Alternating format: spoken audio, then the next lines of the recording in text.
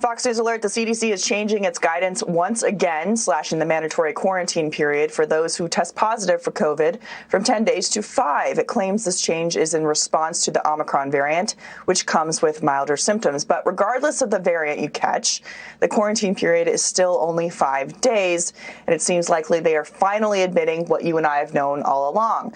Having to isolate or quarantine threatens to crush the ability of businesses to stay open. Joining me now, Fox News medical contributor Dr. Marty Makary and Independent Women's Forum senior fellow Beverly Hallberg. So, Dr. Makary, to you first, can you tell us what is this new change from the CDC and what does it generally mean?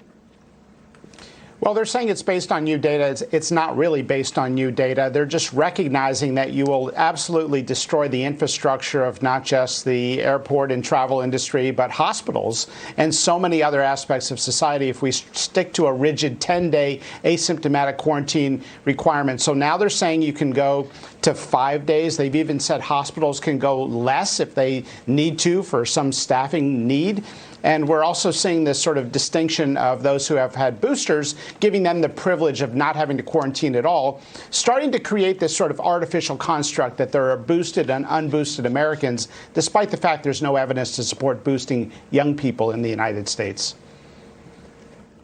So, Beverly, here we are again with the CDC kind of carving out a different category for the either unvaccinated or unboosted, not recognizing natural immunity, for example. And a lot of people are still very frustrated with the political science it seems like they're using to change guidelines rather than actual science.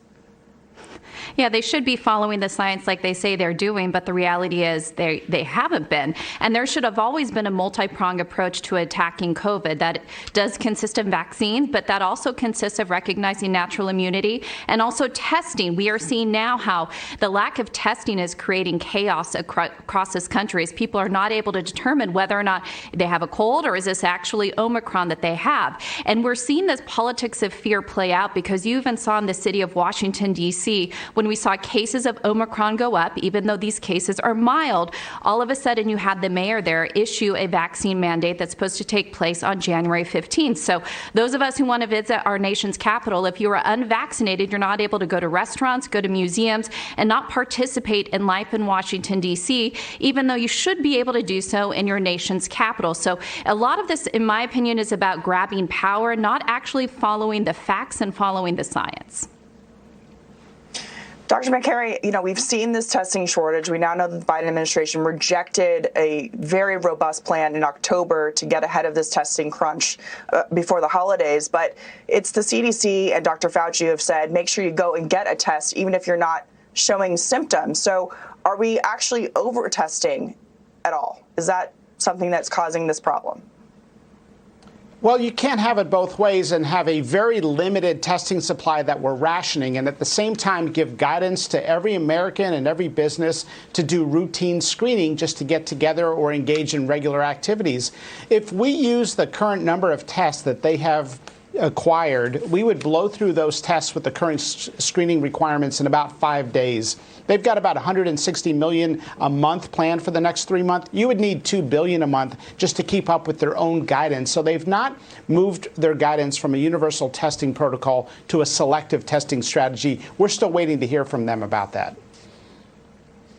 Yeah, well, speaking of hearing from them today, we heard from President Joe Biden about his responsibility for what's going on. Take a listen. Look, there is no federal solution. This gets solved at a state level. I'm looking at Governor Sununu on the board here. He talks about that a lot. And it ultimately gets down to where the rubber meets the road, and that's where the patient is in need of help or preventing the need for help. So, Beverly, that's the opposite of what we heard from Joe Biden on the 2020 presidential campaign trail. Frankly, this answer is astonishing because he is completely reversing what he said his presidency was about. Even when he was running for office on his own website, he had a 7-point plan on how he planned to defeat COVID. And so I am looking to the liberal media that often give him cover to call out this flip-flop, to call out this 180, because if they want to have any shred of credibility left, they must call it out for what it is, and that is him pushing the responsibility to the states. Now, I happen to agree with him that the states do have a major role and should have a major role in dealing with COVID. But what he is doing with this is saying, I'm not going to take responsibility. The same governors who I said to lay off and to back off during his time as presidency, he's now saying that they are responsible. And here is my message to the president. I think a lot of Americans feel this way, is that if there isn't a federal solution, there shouldn't be a federal mandate on vaccines. I think this just points to him needing to reverse that, because he apparently doesn't think that there is any type of solution to COVID to begin with. Absolutely. Doctor, last final word to you.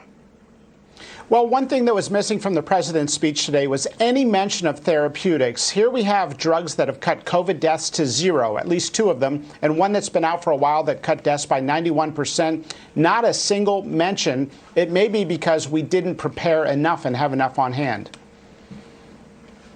All right, Dr. McCary, Beverly, thank you so much.